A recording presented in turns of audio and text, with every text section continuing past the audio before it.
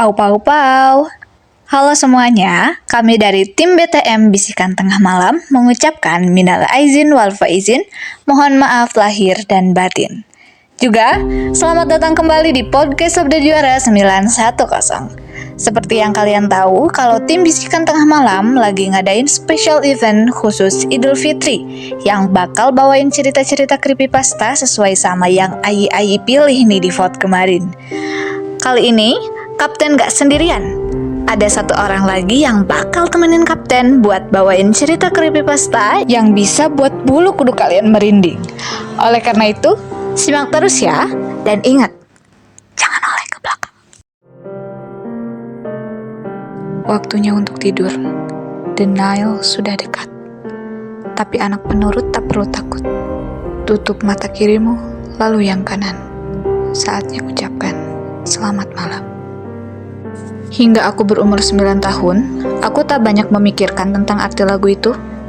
Kupikir itu hanya lagu pengantar tidur biasa yang dinyanyikan oleh seluruh ibu yang ada di negeri ini kepada anak mereka. Baru setelah aku cukup besar, aku bertanya pada teman-temanku. Namun, tak ada yang pernah mendengar lagu itu. Setiap malam ketika aku hendak tidur, ibuku akan menyanyikan lagu pengantar tidur yang sama. Dan setiap malam, aku akan mengikuti perintah sesuai liriknya. Aku akan menutup mata kiriku ketika lagunya mengatakan begitu, dan kemudian aku akan menutup mata kananku. Setelah kedua mataku terpejam, aku akan mencoba untuk tertidur. Namun, saat aku berusia 9 tahun, aku memutuskan untuk membaliknya. Aku tak mengharapkan apapun untuk terjadi, sumpah. Itu hanya sebuah bentuk pemberontakan seorang anak yang duduk di kelas 3 SD. Aku tak melakukannya saat ibu menyanyikan lagu Nina Bobo itu. Aku tak mau dimarahi. Namun, setelah ibuku meninggalkan kamarku, aku membuka mataku lagi dan kali ini aku menutup mata kananku dulu. Aku segera membuka mataku lagi. Di tengah cahaya remang-remang yang masuk melewati jendela kamarku, aku melihat sekilas sesosok lelaki berdiri di pojok ruanganku. Ia berdiri menghadap ke dinding. Kupikir ketika aku membuka mata kananku lagi, orang itu akan membalikkan badannya ke arahku. Namun ia menghilang. Aku masih ingat, pikiranku seperti melaju kencang di dalam kepalaku. Aku tak yakin aku telah melihat sesuatu tadi. Mungkin itu hanya imajinasiku. Namun bagaimana jika bukan?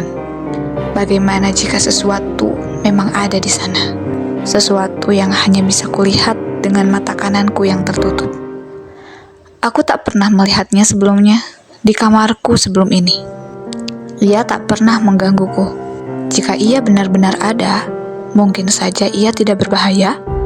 Namun bagaimana jika ia ingin menyakitiku? Aku takut jika aku melihatnya lagi. Namun aku juga penasaran. Makanya, aku menutup mata kananku kembali. Ia tak lagi ada di pojok ruangan. Ia kini berdiri tepat di samping ranjangku. Dan dari sedikit cahaya yang menyinari kamarku, aku bisa melihat bahwa ia sedang memegang pisau yang diarahkan tepat di atas dadaku. Saat ia menurunkan pisau itu, aku segera melompat dari atas ranjang ke lantai. Dapat ku dengar bunyi selimut sobek ketika pisau itu menembus dan mencabiknya. Aku membuka kedua mataku kali ini, namun aku tetap bisa melihatnya. Ia menoleh ke arahku dan aku memutuskan untuk berlari mencari ibu. Ia berjalan ke arahku ketika aku mulai mencari jalan ke pintu di tengah gelapnya kamar. Aku menoleh dan melihatnya dengan lebih baik. Pertama, kupikir ia adalah seorang laki-laki.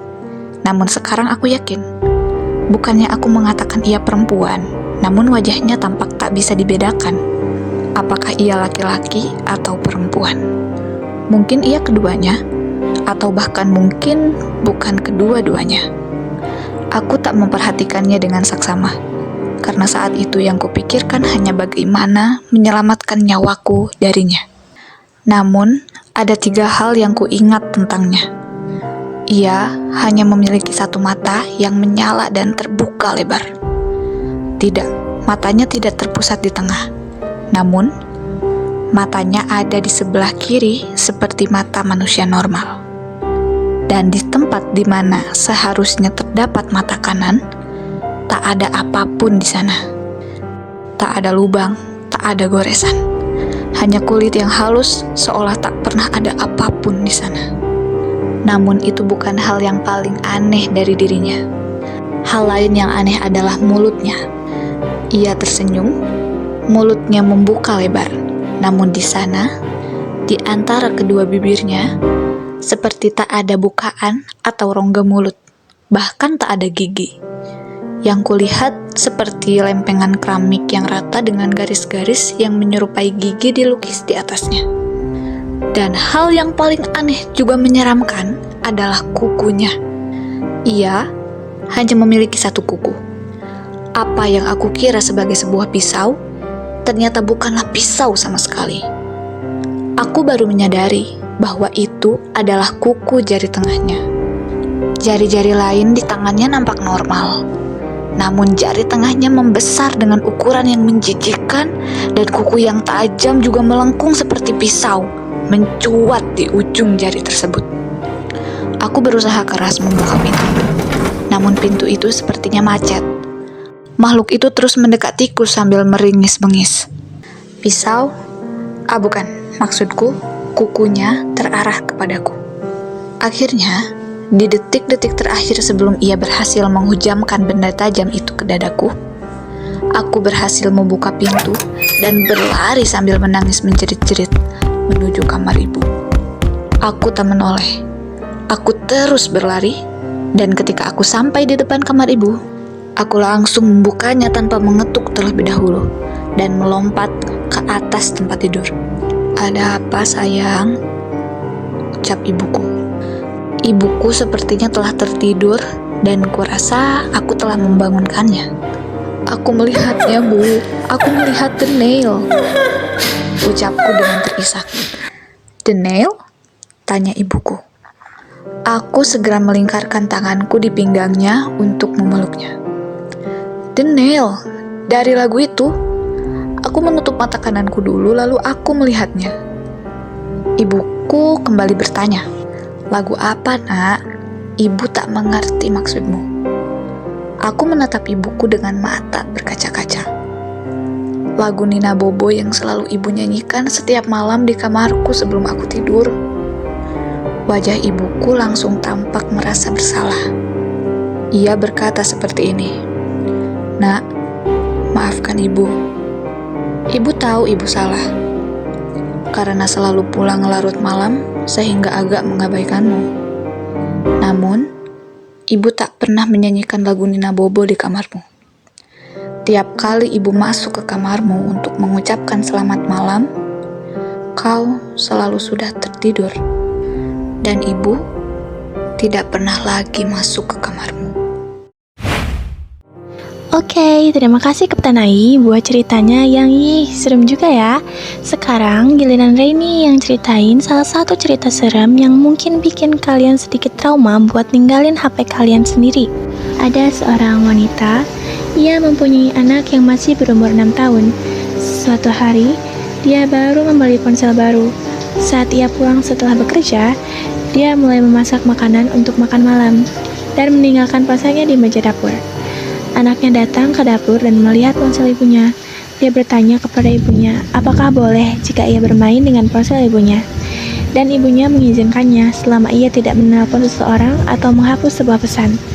Tentu saja, sang anak setuju dan kemudian pergi ke kamarnya dan bermain dengan ponsel ibunya. Sekitar jam 10 malam, dia naik ke lantai atas untuk memeriksa anaknya.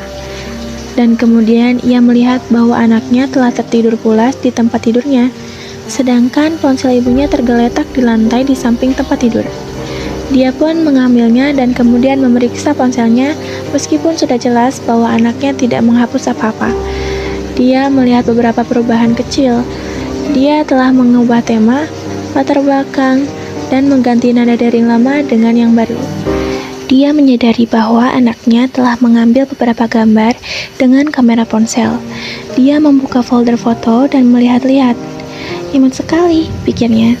Anaknya telah mengambil foto dirinya sendiri. Kemudian, ia melihat foto terakhir yang ada di dalam folder. Ketika pertama kali melihatnya, dia tidak percaya. Apakah matanya mempermainkannya?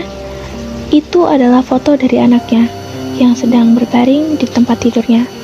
Tetapi hal yang mengganggu adalah apa yang bersembunyi di pojok kiri gambar. Tampaknya di sisi kiri gambar ada sesosok wanita tua. Jadi, siapa kira-kira wanita tua itu? Bagaimana bisa dia memotret anaknya yang sedang tertidur?